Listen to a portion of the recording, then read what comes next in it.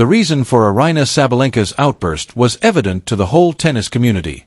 Roger Federer, the most famous person in sports history, stopped for Alexandra Eala after passing the world number 1. It cannot be written off behind the polished facade of corporate decorum. It is neither a coincidence nor an accident. A 20-year-old from the Philippines, ranked 31st in the world, got a 20-time Grand Slam champion's undivided attention in the same corridor as the current Australian Open finalist. What erupted at that one unforeseen moment exposed tensions that had been quietly festering beneath the surface of women's tennis for months. Furthermore, nothing could have foretold the outcome of the photo's public release. To fully understand the seriousness of what happened, you must first understand the empire Aryna Sabalenka had constructed over the preceding 3 years, brick by relentless brick. She had the burden of being the world number 1 when she arrived to Indian Wells in March 2026. Through Grand Slam finals, physical brutality, and the type of psychological warfare that eliminates weaker opponents before the first ball is played, she had held that top place with oppressive consistency, not ceremonially or briefly. With 13 wins and 1 defeat heading into Indian Wells in 2026, her record suggests dominance without additional justification. A few weeks before, she had proceeded to the Australian Open final, where she met Aryna in what was widely regarded as the finest hard-court match of the early months of the year. She lost from a position of seeming control, giving up a 3-0 lead in the last set, and the defeat obviously undermined her public image. Press conferences after the tournament revealed a Sabalenka ready to talk about her pain and her continued pursuit of a third Australian Eager championship with the compassion and unabashed honesty that had come to characterize her. She was wounded when she departed Melbourne. When she arrived in the California desert, she was resolute. Sabalenka's level of competitiveness was reflected in her commercial presence. She became more well-known in foreign markets because to her partnership with Nike. Because she refused to pretend to be calm, her highly competitive, vulnerable, and volatile attitude had drawn a loyal following. After winning, she celebrated with her entire body. When she lost, she did not use diplomacy as a cushion to absorb the devastation. Her sincerity had made her popular during a period when athlete brands were strictly regulated. But unlike any previous tournament, Indian Wells 2026 has a distinct aura. Sabalenka was facing opponents who were either above or next to her for the first time. Sabalenka faced a completely different sort of battle from a 20-year-old newcomer whose cultural gravity had begun to attract the sport's collective attention in a direction she had never had to defend before. Former ATP players have previously revealed it to the public. On the Nothing Major podcast, Steve Johnson addressed Sam Querrey's direct question, "Is Eala bigger than Sabalenka?" with a single, distinct yes. According to John Isner, Eala's audience attraction functioned at a scale that defied conventional ranking logic. Instead of simply a young player, the tennis community was seeing a phenomenon. Sabalenka went inside Indian Wells practice courts. The environment welcomed her as the global number 1, but before any photograph could verify it, she sensed a shift in the atmosphere. "Are you still present?" Good, because what happened in that corridor fundamentally altered the notion of star power in the professional tennis scene. Roger Federer's attendance at every tennis tournament continues to have an impact even after his retirement. Only recent champions could hear the cry from thousands of fans when he appeared at the Laver Cup fan zone in San Francisco in 2025. He told Andy Roddick in a live podcast interview that he was unable to fully give up the sport, which is why he remained so close to it. "In tennis, we forget the legends of our sport," he thought. "I became a bit depressed every time I didn't see the heroes." Federer did not compete in Indian Wells 2026. Instead, he represented the organization as tennis ambassador. The BNP Paribas environment is part of his legacy because of his 11-title association with the California desert, and the 5th Slam offers distinction worthy of his attention. No other rival can equal the energy he creates simply by being in the player's proximity. Cameras reroute, conversations cease, and halls reorganize to make room for him. On the afternoon when everything changed, Federer walked across the tournament site with the calm confidence of someone who understands their own irreversibility. He extended hugs, accepted photos with tournament officials, and greeted familiar people with a kindness that made him universally liked throughout his professional career. Along the path connecting practice facilities to the main stadium complex, players, coaches, and tournament personnel were negotiating pre-match preparation protocols. Sabalenka, the world number 1, was one of them, preparing for her campaign. Champions arrive with a goal, a focus, and the implicit belief that someone of her caliber would be acknowledged wherever she goes in the sports industry. Then Alexandra Eala entered the same space. The subsequent events were unplanned. It wasn't a scheduled conversation or a public event.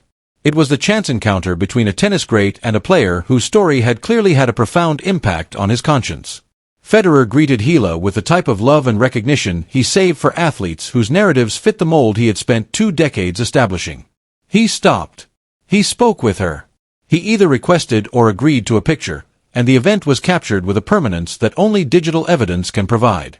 Sabalenka left after seeing this from the same corridor. She didn't move slowly or with diplomatic composure. Instead, she departed with the body language of someone who had absorbed something significant and made the decision to go rather than stay still. Many eyewitnesses and tournament insiders later described the incident using similar language. Instead of just leaving the place, Sabalenka did so with a clear and unmistakable dissatisfaction, and the energy she radiated from that corridor was not at all like the professional neutrality champions typically display in public. The photo of Federer and Eala went viral on social media in a couple of hours. Sabalenka's absence from that photo quickly turned into a terrible statement in and of itself. The speed at which that one photograph became viral on tennis social media even outpaced the increased rate at which viral moments typically spread. In less than 48 hours, the post garnered millions of views across several media. In just 72 hours, it has expanded well beyond the tennis-specific ecosystem to mainstream sports media websites. This framing was swiftly and brutally embraced by online groups. Eala is Federer's favorite over Sabalenka. The world number 1 was rendered invisible by the greatest sports icon. As a 20-year-old rookie, the current champion was never crowned by the same person. The fan comments aired simultaneously on 2 separate tracks.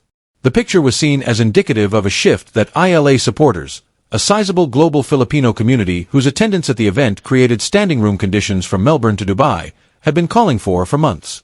Steve Johnson's comments on the Nothing Major podcast received thousands of comments. Play attracted amazing crowds. The spectators for her games only made up standing room in stadiums on different countries. One fan comment that attracted a lot of attention was Federer's recognition of brilliance before the rankings catch up. Another phrase was extensively disseminated in Filipino tennis communities was, "The legend knows who the next legend is." Sabalenka's supporters mounted a counter-offensive that was just as passionate but far more defensive. The world's best player has a 13-1 record in 2026.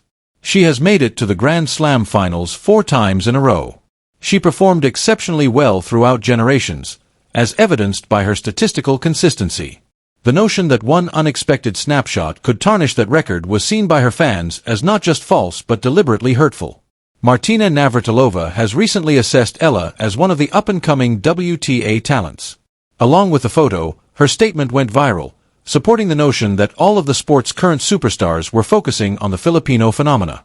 Paul Anacone, who had coached Federer himself, described Eala as having a smile that lights up a room in an analysis of her game on TC Live. He also praised the grace with which she defeated Iga Swiatek at Miami, a grace that clearly resonated with a 20-time Grand Slam champion, who is now pictured next to her. The WTA Tour's scheduling history added to the debate's escalating ferocity. According to a spectator who was prominently featured in Tennis 365's February 2026 piece, Eala was undoubtedly the most well-known player participating at the time, but the event managers had often booked her at unusual times on weaker courts. When Dubai ultimately placed her as the last match on center court, the article praised them for making the right choice. Sabalenka was the unquestionable outstanding event for many years. Questions regarding that designation were now created by the conversation, and a photo of Roger Federer cemented those questions into something that could not be ignored. The interview followed, which accelerated the process. Sabalenka responded to a reporter's direct question about the attention surrounding Ajla's Indian Wells debut with a well-crafted but obviously loaded statement. In Miami 2025, she acknowledged Ajla's breakthrough. She acknowledged the crowd. She didn't acknowledge the photo. She did not recognize Federer. She used the precise phrases of a competitor who has practiced public management of a subject they don't want to address in public. The deliberate absence, the clear gap where acknowledgement may have been offered, told its own story.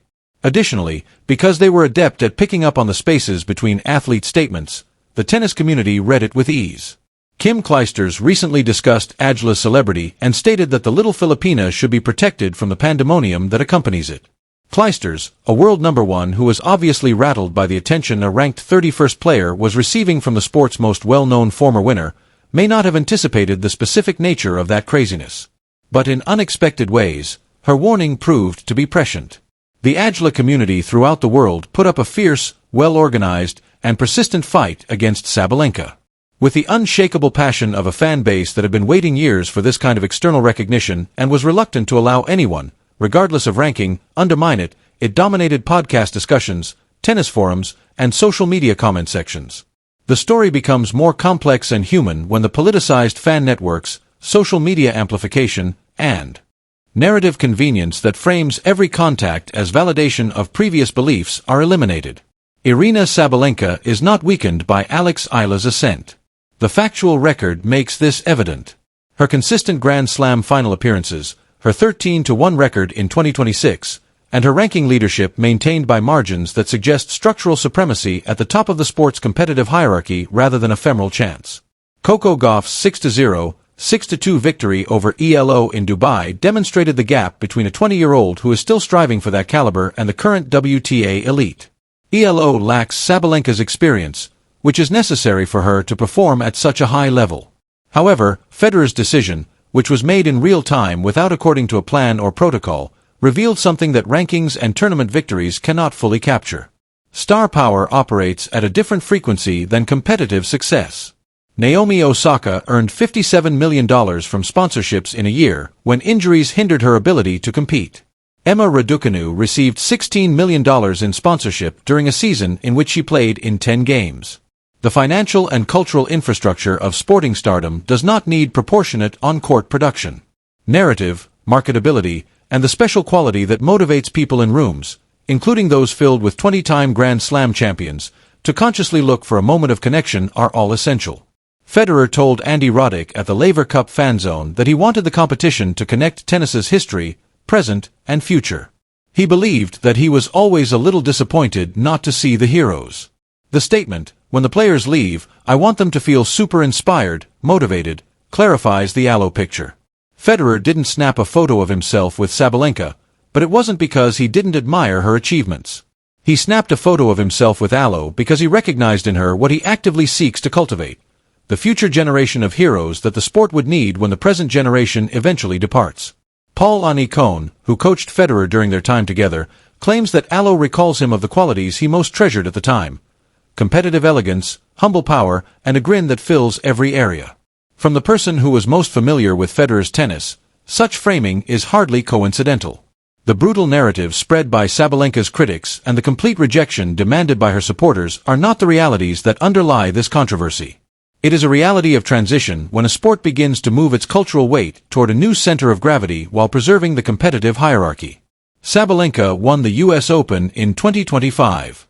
In 2026, she advanced to the Australian Open final. In the WTA rankings, she is ahead by more. Over 3,000 points.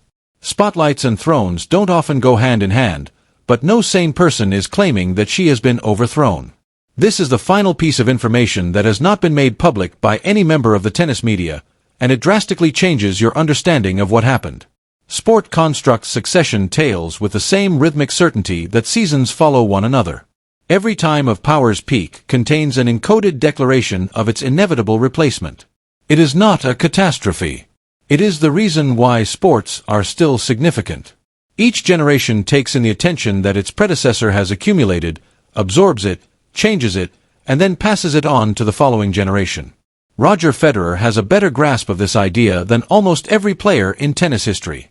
His retirement at the 2022 Laver Cup, which will be held in London, which is now preparing to host the 2026 edition, was centered around the act of passing something forward. He started crying. Nadal sobbing next to him. The court was the scene of 20 years of friendship, strife, and shared history. Then, deliberately choosing the context of legacy above the context of defeat, Federer took a step back. When he selected Alexandra Eala for that photo at Indian Wells, he was following the same gut. He was concentrating on the player whose tale held the unique load of someone at the beginning of something enormous rather than ignoring Sabalenka or making judgments about competition rankings. He was aware of this accusation because he had already faced it, going to court where he was perceived as the unexpected disruption by a more established generation. The intricacies of Eala's tale transcend the sport's present star structure. A player trained at the Rafael Nadal Academy, the first Filipino woman to be ranked in the WTA Top 100, the first wild card to defeat 3 Grand Slam champions in a single tournament, whose Nike portrait hangs in the same Oregon headquarters tunnel as the sport's legendary figures, and whose Sampaguita-decorated clothing links a national flower to the Wimbledon grass courts. These are not only biographical details. These are the components of a narrative that resonates throughout Southeast Asian markets with a combined youth demographic that exceeds those of Western counterparts. Markets that, despite their strength, Sabalenka's tough competition and Belarusian origin are unable to organically penetrate. That image confirmed what the corporate community had already come to in private. Aryna's ascent is not a tributary development in women's tennis. It's a change in the primary channel. Federer noticed it. Brands have changed their stances around it. Crowds from Melbourne, Abu Dhabi, and Dubai physically cast their ballots each time Aryna's name appears on an order of play, packed stadiums and creating standing room conditions. Sabalenka's rush out of the corridor was the reaction of a competitor who is more sensitive to the change in a room when attention is diverted than she is to championships, rankings, or even the rational belief in her own superiority. Her identity now revolves around being unmissable. One unexpected afternoon in the California desert was spent missing her. For the next several years,